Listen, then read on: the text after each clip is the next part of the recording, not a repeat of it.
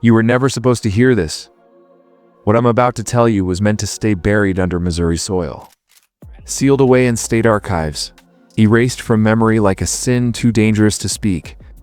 Imagine 17 skeletons, stripped with surgical precision-laden rows beneath the ruins of a farmhouse. Femurs missing, skulls removed. Saw marks on bone as if carved like livestock. Beside them, not relics of faith or family, but brass surgical instruments and a journal, describing what the author called therapeutic anthropy, a phrase so grotesque it was almost a code, the medicinal consumption of human flesh. For 50 years, officials lied, telling the world it was nothing more than a fire. But men in power knew better. They knew what the Endecott farm really was. Not a clinic for healing veterans of the Civil War, but a private theater of experiments that blurred the line between medicine and ritual, between healing and hunger. And here's the truth they never wanted revealed. Men of high status, captains, merchants, officers, were paying to be treated there. Treated with meals laced with the essence of the dead, and all of it was recorded methodical, like the work of a man who believed he was remaking the future of medicine. By feeding broken men the bodies of the recently departed, this isn't myth, this isn't folklore. These are testimonies, sealed journals, whispers that survived long enough for us to piece together. And tonight, you will hear the truth of Endecott Farm. But once you do, you will never look at doctors, institutions, or even your own food the same way again, because this is not just history, it is a mirror. A reminder that power always feeds. On the powerless, knowledge is not given, it is taken, dissected, consumed. And the most disturbing question of all is whether the hunger that drove Dr. Cornelius Endecott ever really died with him. Before we go deeper, before I take you into the journal entries themselves, do one thing. Like this video, leave a comment telling me where you're watching from, and subscribe because what comes next may vanish again into silence, and you'll want to remember where you first heard it? Now, let's step into the farmhouse. You must understand something first. Cornelius Endecott was no backwoods charlatan. He was not a witch doctor, nor a desperate quack. He was Harvard-trained, commended for his service as a field surgeon in the blood-soaked hospitals of the Civil War. A man of credentials, letters, prestige. That's why men trusted him. That's why families paid him. That's why what happened inside his farmhouse was allowed to continue. After the war, America's soil was saturated with grief. Men returned not just with missing limbs, but with missing minds. They shook at night. They screamed in silence. They carried shadows no preacher could cast out, no medicine could numb. They called it soldier's heart, what we now name trauma. But in the 1870s, it was a riddle, an invisible wound. When Endecott announced he had treatments, desperate, he'd bought 300 acres of land outside Carthage, Missouri. A picturesque setting, a white farmhouse, rolling fields, a stream running through the valley. To the public, it was a retreat. To the local newspapers, it was a sanctuary for veterans, a place of cutting-edge European methods. Families saw it as hope, better than the filth and cruelty of state asylums. Endecott promised comfort, discretion, and results. But behind that polished mask, the hunger was already there. His time in Europe had introduced him to physicians whispered about. Men who spoke of vital essences, nutrients not found in plants or animals. Men who hinted carefully, privately, that the human body carried secrets of regeneration locked within its flesh. And Endecott listened. He carried those whispers back across the ocean like contraband. The neighbors noticed small oddities first. Smoke rising from the chimneys at strange hours. Deliveries of medical supplies larger than a single household could use. Dressed strangers arriving by carriage and never leaving again, except his letters written in Endecott's hand. To the townsfolk, it was all peculiar, but not alarming. Who were they to question a Harvard man? Who were they to suspect that their quiet hills were becoming a crucible of something unspeakable? This is the truth about corruption. It never begins with horror. It begins with respectability. Polished boots and proper grammar begins with a handshake, a diploma, a sermon about healing. Evil does not announce itself. It enters the room, wearing the robes of trust. And by the time you realize what's behind the mask, it's too late. At Endecott Farm, the mask was about to slip. The first patients arrived in the autumn of 1873. They came by rail, dressed in fine coats, with wives or brothers escorting them. Union officers broken by nightmares. Confederate veterans drowning in melancholy. Merchants who could no longer function in society, trembling and muttering from wounds no bullet had left. These were not poor men. They were wealthy, men whose families could afford a doctor's experiment. When they entered the farmhouse, they found an atmosphere of discipline cloaked in warmth. White linens, polite manners, physician who quoted European journals and spoke in calm, deliberate tones. Endecott explained to families that their loved ones required isolation during the critical transformation period. Letters would stop. Contact would cease. But it was for healing, he promised. And the families agreed because hope blinds even the sharpest eyes. But those who remained close to the farm noticed details they couldn't explain. Lantern light. Burning all night long. Smell sweet, metallic. Cloying seeping from chimneys, as though the very walls exhaled sickness. Sometimes in the still hours before dawn, a sound carried across the valley. Some swore it was laughter. Others, weeping. But more than one insisted it was screaming. Endecott's treatments were carefully documented. His journals described dietary interventions, essence therapies, nutritional recalibrations, all words that sound clinical, harmless, progressive. But when stripped of their sterile cloak, they meant something else. He was feeding his patients flesh. At first, from cadavers obtained through local undertakers. Later, from fresher sources. What makes this so sinister is not just the act itself, it is the method. Endecott did not see himself as a murderer. He saw himself as a pioneer. He wrote of veterans who showed marked improvements in mood and clarity after receiving these nutrient therapies. He convinced himself it was medicine. He convinced his wife it was science. And his daughter? She assisted with quiet obedience.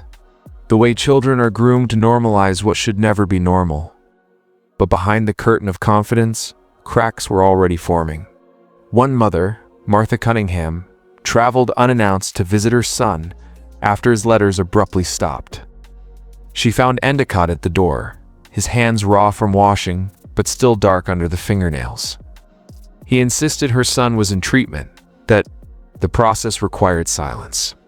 He spoke with Harvard certainty, every word designed to shut down a mother's instinct. Yet, as she turned to leave, she heard it.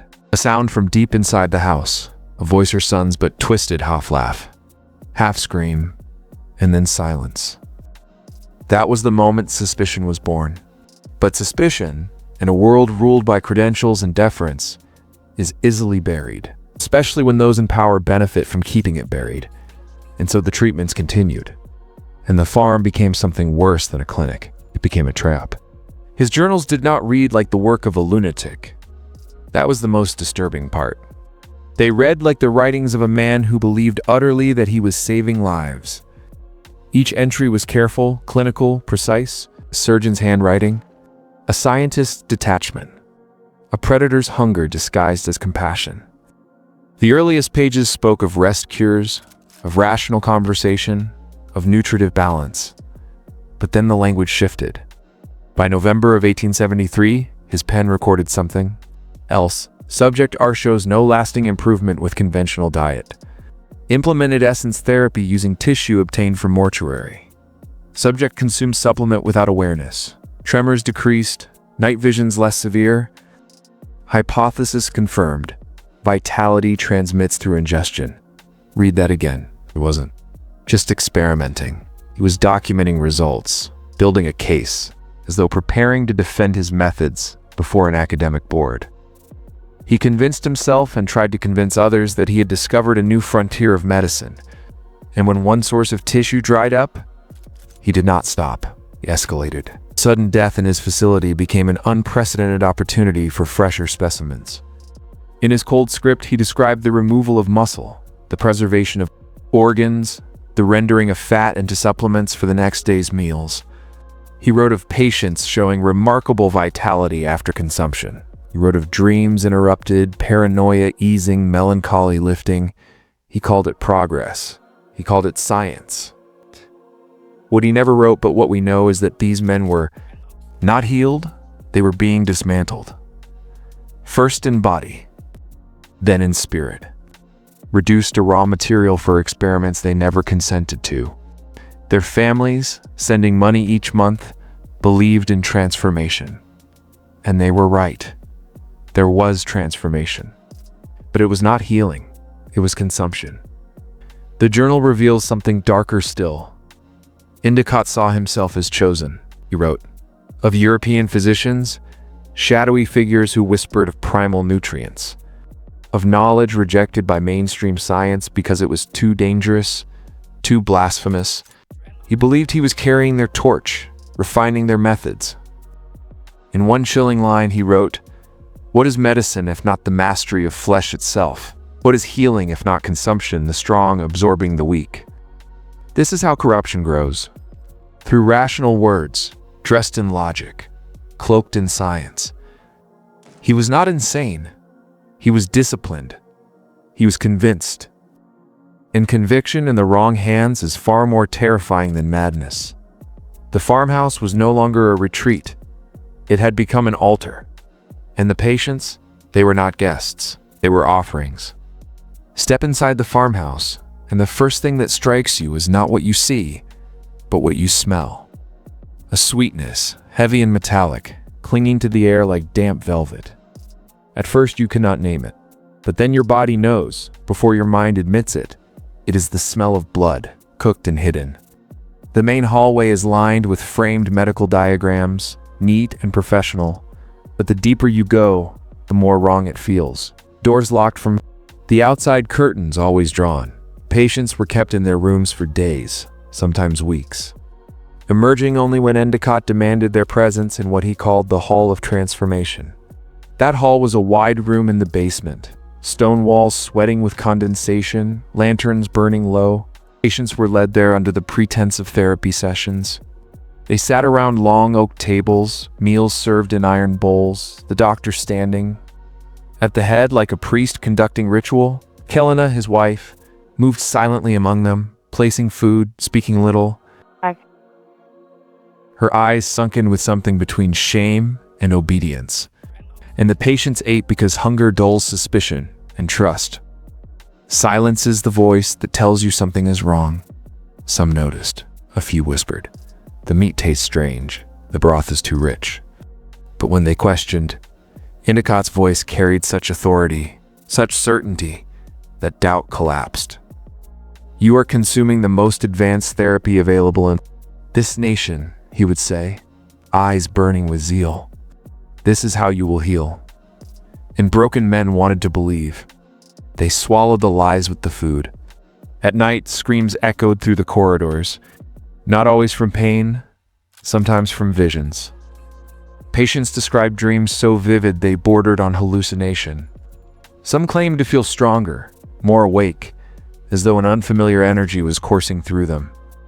Others deteriorated, skin growing pale, minds unraveling, tremors worsening. But Endecott dismissed those as necessary failures, writing coldly in his journals that transformation required sacrifice. One man, Lieutenant Cunningham, tried to resist. He told another patient in whispers that he believed they were being poisoned, that the doctor was hiding something grotesque in the meals. The next morning, Cunningham was gone, officially moved to another facility. Unofficially, he never left the farm alive. His name appears only once more in Endecott's journal, listed beside the words specimen, optimal, yield, 14 pounds. This was not a place of healing. It was a system of consumption disguised as care. And those who entered its walls discovered, too late, that they were not patients. They were ingredients. The truth did not stay contained within those walls forever.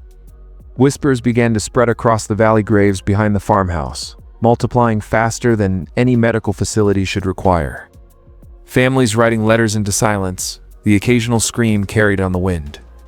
Farmers spoke of smoke rising from the chimneys at hours when no meal should be cooked, and yet nothing was done. Why? Because power protects itself. The Missouri State Medical Board had received complaints. Local sheriffs had heard the rumors, but each time the response was the same: silence. Our reports were sealed. Families were assured that their sons were improving or had died suddenly of natural causes. And when a mother pressed too hard, she was labeled hysterical, emotional, unreliable. In a society that bowed to men with credentials, her voice was drowned out by a Harvard diploma and a physician's calm authority. The cover-up was not a single act. It was systemic. Officials in Jefferson City reclassified deaths as accidents.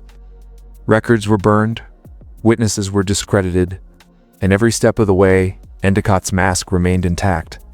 To the public, he was still the pioneering doctor offering salvation to broken soldiers.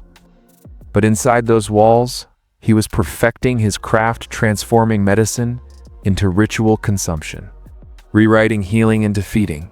And here's where I ask you, not as a viewer, but as someone who has followed me this far down the rabbit hole, do you see the pattern? Power always consumes. It always hides its hunger behind noble words: medicine, progress, security, faith. It does not matter the mask. What matters is the appetite beneath it. If you understand this, if you feel the truth opening inside you, then do this now. Comment the phrase, "I see the hunger," not once, but twice below this video. Once for the world to see, and once to seal it within yourself. That act, simple as it seems, marks the moment you cross the line from listener to witness. Because once you see the hunger, you cannot unsee it.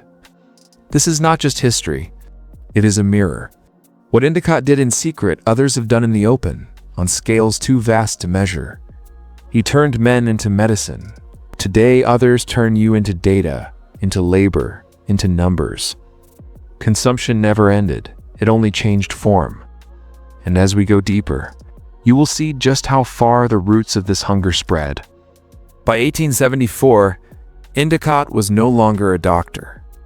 He was a priest of his own creation, a high priest of flesh.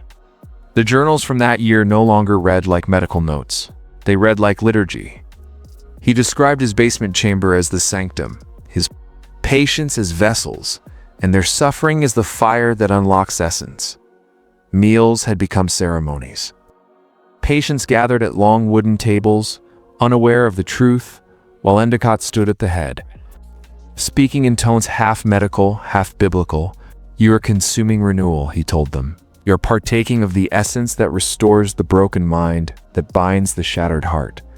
His voice was steady, commanding, and the men, fragile, desperate, hollow from war, believed him.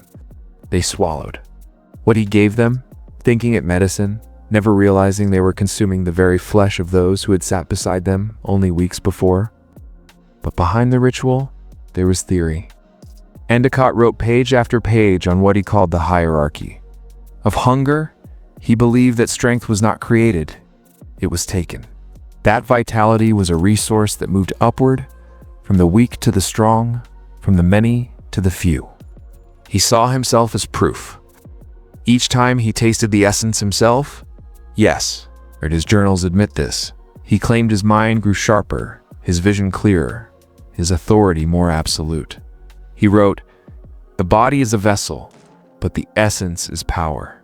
Power must flow upward, or it stagnates and decays. The strong must consume, or the world collapses into weakness." Understand what this means. He had built not just a practice, but an ideology, a system where the many existed only to be harvested for the few. Does that sound familiar? Look around you. Corporations feeding on your labor. Governments feeding on your obedience. Institutions feeding on your belief. The hunger never vanished. Endecott was only the grotesque prototype. One patient, a captain from Kansas, began to resist the meals, claiming they tasted wrong. That he felt a darkness inside him growing instead of healing. Within days, he disappeared, officially transferred. unofficially listed in the journal as specimen, yielded optimal results. And so the rituals continued, hidden beneath the polished mask of medicine, sealed by the complicity of silence. Endecott was no longer asking whether what he was doing was moral. He was asking how far it could go. Because once a man begins to taste forbidden power, he no longer asks if, he only asks how much. By the summer of 1874, the whispers could no longer be ignored. Neighbors who passed by the Endecott farm spoke of a stench that grew heavier with each month, as though something rotted beneath the soil itself. Smoke from the chimneys burned day and night, thick and oily, leaving a strange residue on the leaves of nearby trees. Livestock in the surrounding fields grew skittish, refusing to graze near the farmhouse fence. Families who had entrusted their sons and husbands to Endecott began to press harder for answers. Letters had stopped coming entirely. Visits were refused, and payments were still accepted. It was Martha Cunningham, the same mother who had once heard her son's twisted cry behind those doors, who rallied others. She spoke in church basements and over market stalls, her voice trembling with grief, but firm with certainty. He is feeding on them. I know it. I heard my boy's voice. I know what I heard. Most dismissed her as hysterical. But a few began to listen. They, too, had seen the shadowed faces at the windows. The strange figures moved at night. The coffins carried not to cemeteries, but into the cellar doors. Still, suspicion is not enough to crack power. Endecott was untouchable. His reputation armored by credentials and the silent approval of officials who preferred the scandal buried. Each complaint was redirected, each witness discredited. Even the newspapers called Martha's claims delusions of a grieving widow. But silence cannot hold forever.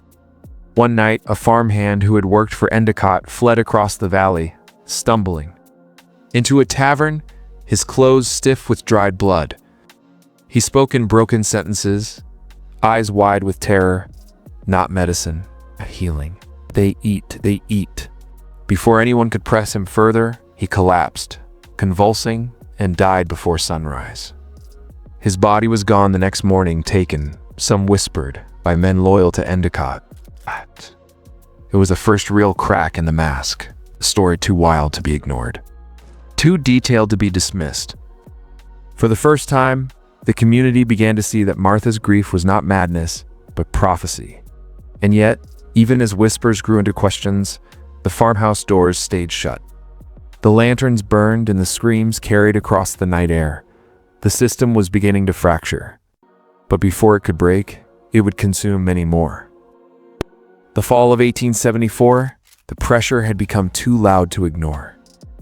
Local clergy demanded answers. Families threatened to march to the farmhouse themselves.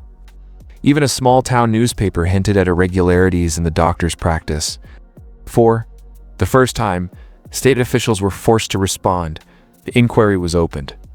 On a gray October morning, a delegation of 2 sheriffs and a county physician rode up the dirt road to the farmhouse.